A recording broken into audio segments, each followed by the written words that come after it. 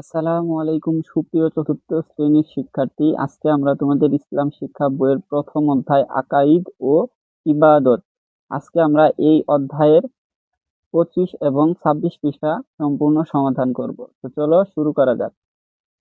অনুশীলনী 1 1 সঠিক উত্তরে টিক চিহ্ন দাও। ক কোনটি মহান আল্লাহর জাতিসত্তার নাম? উত্তর 4 আল্লাহ। খ মহান আল্লাহর সিফাতি গুণবাচক নাম কয়টি? সঠিক উত্তর 1 99টি।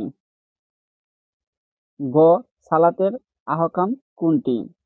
সঠিক উত্তর 3 নির্ধারিত ওয়াক্তে সালাত আদায় করা। ঘ কোনটি মাদ এর হরফ? উত্তর 1 আলিফ।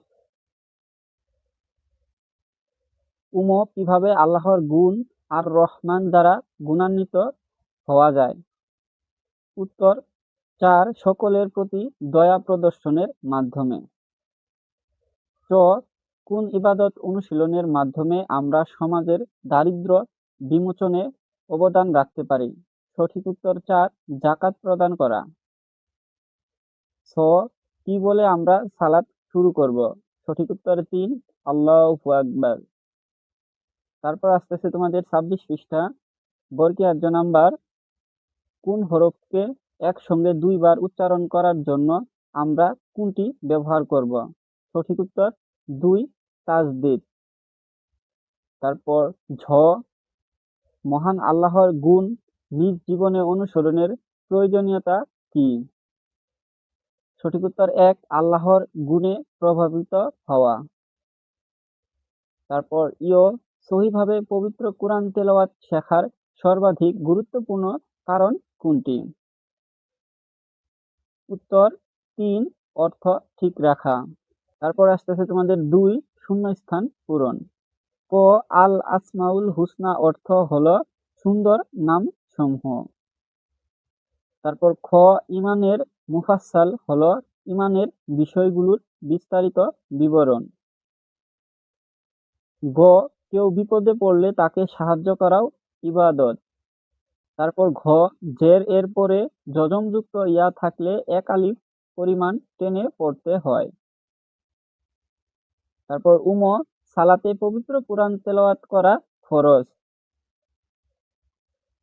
তারপর 3 বাম পাশের সাথে ডান পাশ মিল করো। বাম পাশ ডান পাশ আমি তোমাদের সুবিধার্থে মিল করে রেখেছি, তো চলো পড়ে নেই। ক মহান আল্লাহর সুন্দরতম নাম সমূহে তার পরিচয় খুব সুন্দরভাবে ফুটে উঠেছে। খ পবিত্র কুরআন শুধু পড়তে পারলে হবে না, তা সহিহ হতে হবে। গ মহান আল্লাহ সহনশীলতা পছন্দ করেন, তাই আমরা সহনশীল হব। ঘ ইবাদতের মাধ্যমে আমরা ঈমানকে সুদৃঢ় করতে পারি। তারপর তোমাদের মধ্যে সেই ব্যক্তি সর্বোত্তম যে নিজে কুরআন শেখে এবং অপরকে তা শেখায়। তারপর আসতেছে তোমাদের 4 শুদ্ধ ও শুদ্ধ নির্ণয় করো। আমি নির্ণয় করে রেখেছি, তো চলো পড়ে নেই। ক মহান আল্লাহর গুণ দ্বারা উদ্ধৃত হয়ে আমরা ভালো কাজ করতে পারি, এটা শুদ্ধ। খ ইমানের মুফাসসাল হলো ইমানের বিষয়গুলোর সংক্ষিপ্ত বিবরণ, এটা অশুদ্ধ। তারপর গ কোনো হরফের নিচে খাড়া জের থাকলে 3 আলিফ পরিমাণ টেনে পড়তে হয়, এটাও অশুদ্ধ।